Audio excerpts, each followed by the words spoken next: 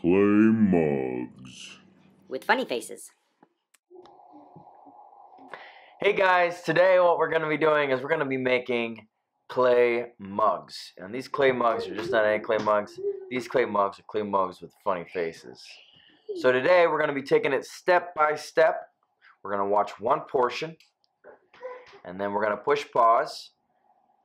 And we're going to do the task, and then we're going to watch another portion, push pause, and do the other task. So it should be a lot of fun today. Hopefully we'll all end up with a mug. The I can statement for this assignment is I can use correct techniques to make a mug with a face. The tools that are needed for this objective: a canvas board, tracing template, wooden molding tool, wooden pick, table knife, sponge, and a bucket of water. This is the amount of clay needed to make a successful mug.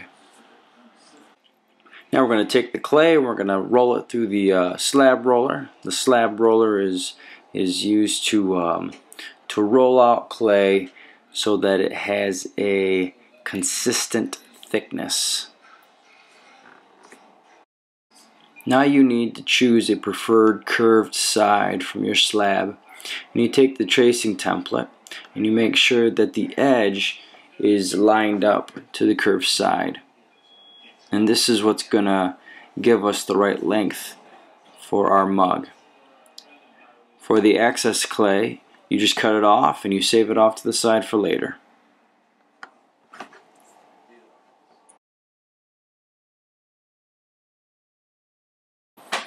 Now it's time to take your slab of clay and to roll it and overlap the sides just to make sure that it's going to fit properly.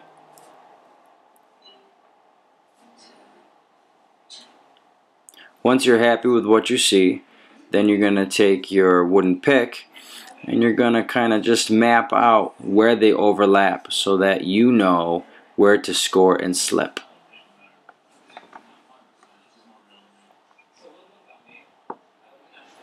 And then within those areas, now you're going to take that wooden pick and you're going to score.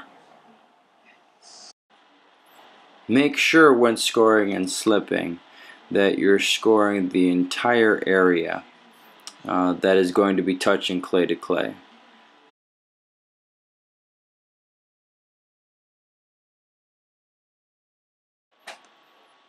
Once you're done scoring, then it's time to slip it. You're going to take your sponge and dip it into the bucket of water, and then you're going to lightly pool on top of the areas where you had scored.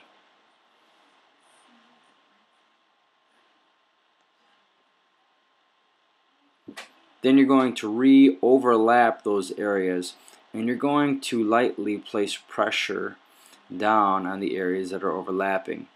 You're feeling for bubbles, making sure that there's no air that is in between the clay. And you're slowly working all that moisture out to the edges. Not only did we score and slip to keep the clay together, but now we're going to make sure that we are going to work the seams together. We can do this by just taking the wooden pick or the wooden molding tool and just kind of go across the seam where clay is meeting clay. And again, this just reinforces that body of clay, making it into one whole piece.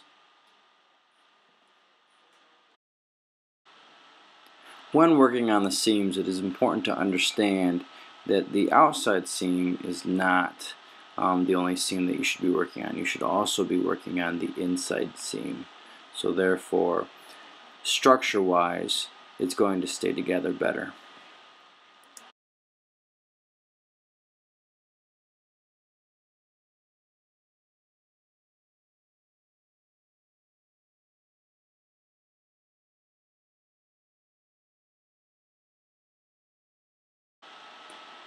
Now that we have the wall of the mug finished, now it's time to make the base of the mug.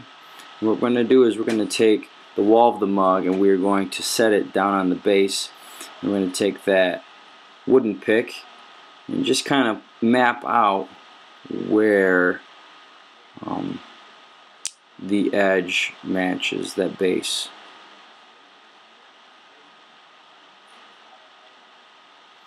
Then you're going to take your knife and you're going to cut. Now again, make sure to cut nice edges, because it's kind of like a puzzle piece. You're going to puzzle your top to the bottom, and if it doesn't fit, if it doesn't match, then it's going to make your job a little more difficult.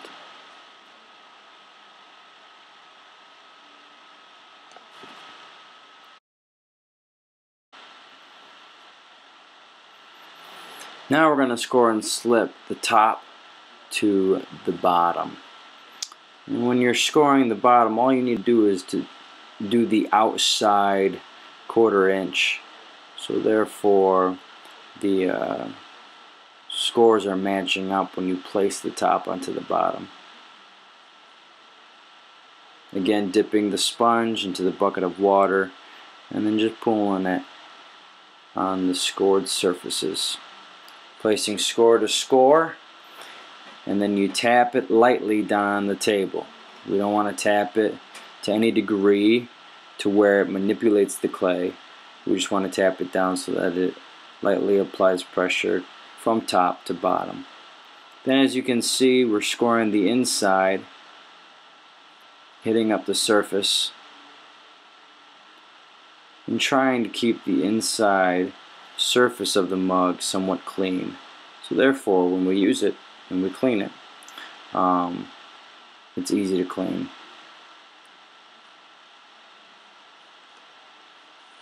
And now I'm working the seam on the outside of the mug, just lifting some of that clay up and over the seam, so therefore that body of clay once again becomes as one.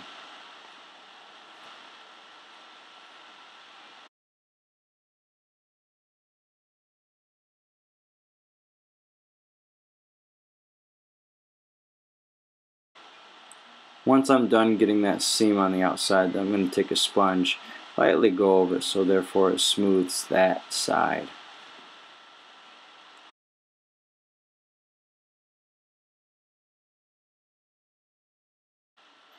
Since this is a functional mug that we plan on using and actually drinking out of, we need to make sure that the edge of the mug, the top edge, is not too sharp.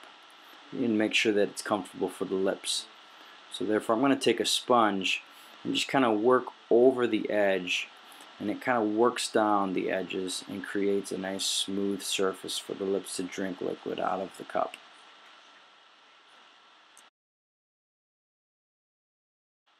Now that we have the full structure of the mug finished, it's time to start adding on the face. There are different techniques of adding features to the face. For one, like this guy, his eyebrows are actually carved into the surface of the clay, which you can do that with your features. Another way is by scoring and slipping. Again, like this guy, his eyebrows. I scored and slipped a piece of clay on, and then I carved a lot of texture in so that it was actually beveled out of the face. Also, you need to start thinking about the shape that you can make these pieces of clay that you're going to add onto the face. For example, the eye would be a circle. The nose could be a teardrop.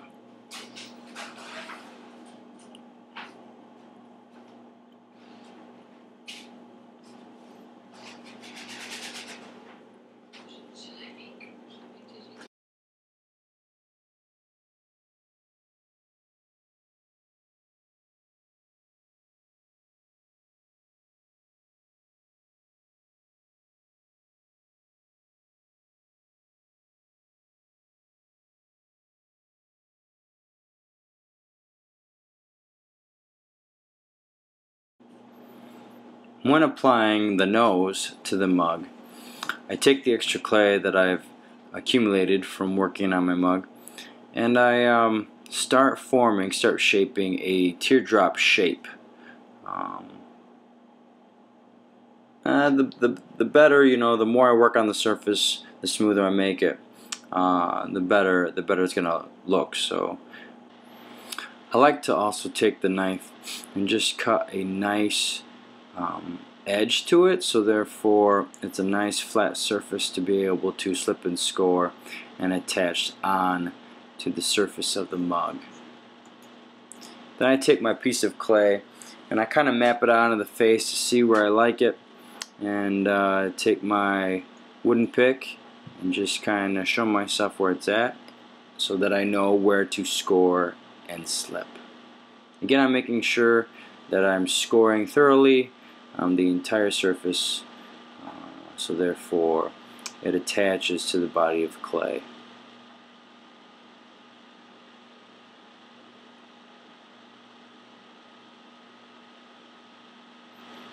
Now I take my thumb and I kind of run it up the bridge of the nose, so therefore the nose actually looks as though it's attached and runs to the forehead of the face. And then I take that wooden pick and I work the seams together. So therefore, once again, two pieces of clay become more as one.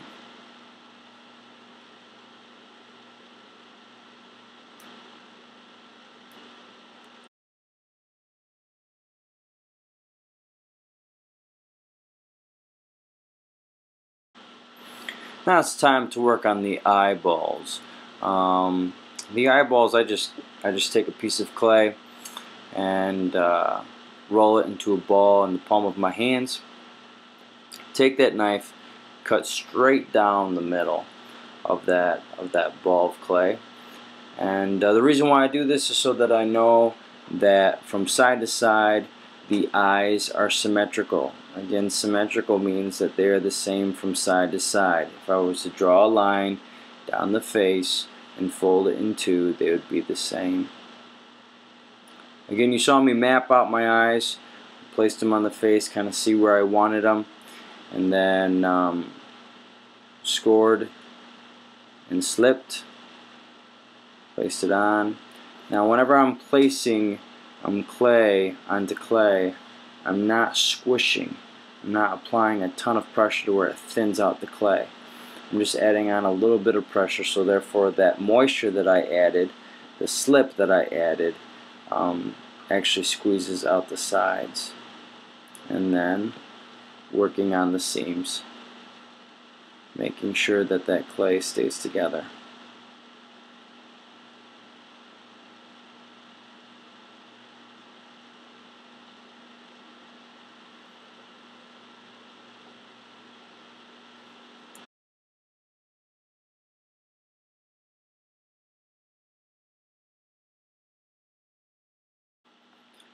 Once I'm done with the eyes, now it's time to decide what you want with your lips. Now I already knew with this guy, as soon as I started seeing his eyes, I knew I wanted to have a smile that was kind of cocked off to the side, kind of like he's smirking. So I'm kind of adding on a piece of clay that's just going to kind of bevel that front lip up, and then the top of the clay is fairly thin, so I'm just going to work that into the body. But if I was going to do a top mustache, I wouldn't even have to worry about the lips, because I could have the mustache just kind of overlap the lips. Again, I placed down the clay, mapped out where it was, and so that I could accurately score and slip my surfaces and then place it on and work on my seams.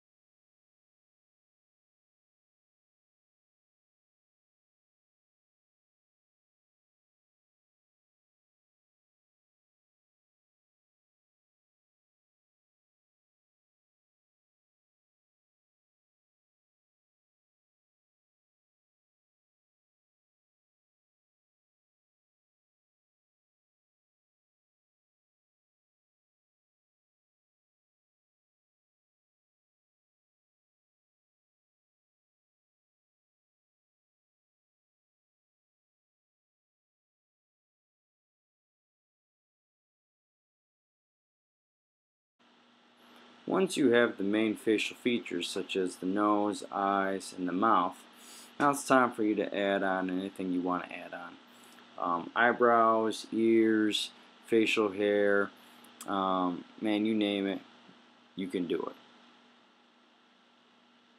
I'm going to go ahead, I'm going to add some eyebrows on this guy. And what I do is I just kind of roll a little coil of clay and score and slip it on, and then add a ton of texture to it, so therefore it has hair-like feature. As you can see, I'm kind of manipulating the eyebrows, seeing where I want it to be. You know, just a little tilt with the eyebrow can make someone look sad, mad, happy, content. Really capture feature any emotion that you're going for. So experiment with the eyebrows, see how you like it, and see what's best for your emotion of the mug.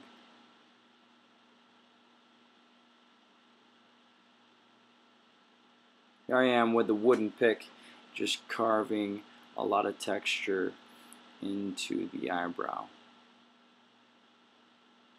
As I'm carving texture in the eyebrow, I'm really focused on the direction in which I'm carving in, so therefore the hair actually looks as though it's moving in the direction that eyebrows move on someone's face.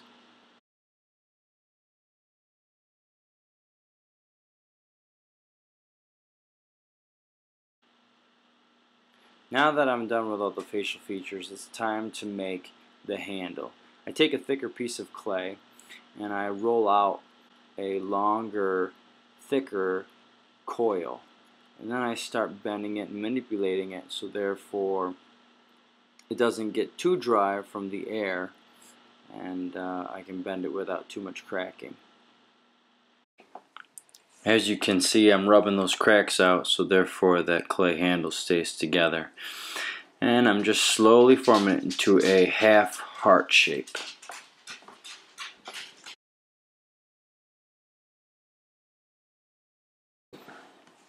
Now that I have the shape of the handle that I want, now it's time to flatten the edges that are going to be attached to the mug, so that I have a nice surface to score and slip, and then map out the surface so that I know where to score and where to slip.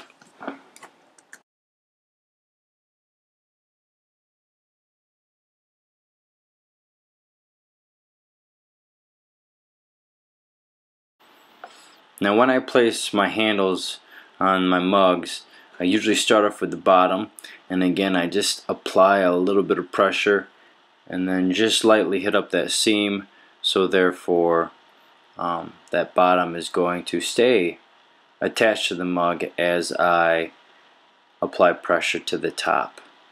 Once I've applied that pressure, then I work on the seam so that the handle is strong, because the handle is what takes on the weight, because it's what you hang on to from the mug, and it's extended off the body of the mug, so therefore it goes through some stress. So it's important that you make sure that it's scored and slipped properly, and that the seams are neatly done.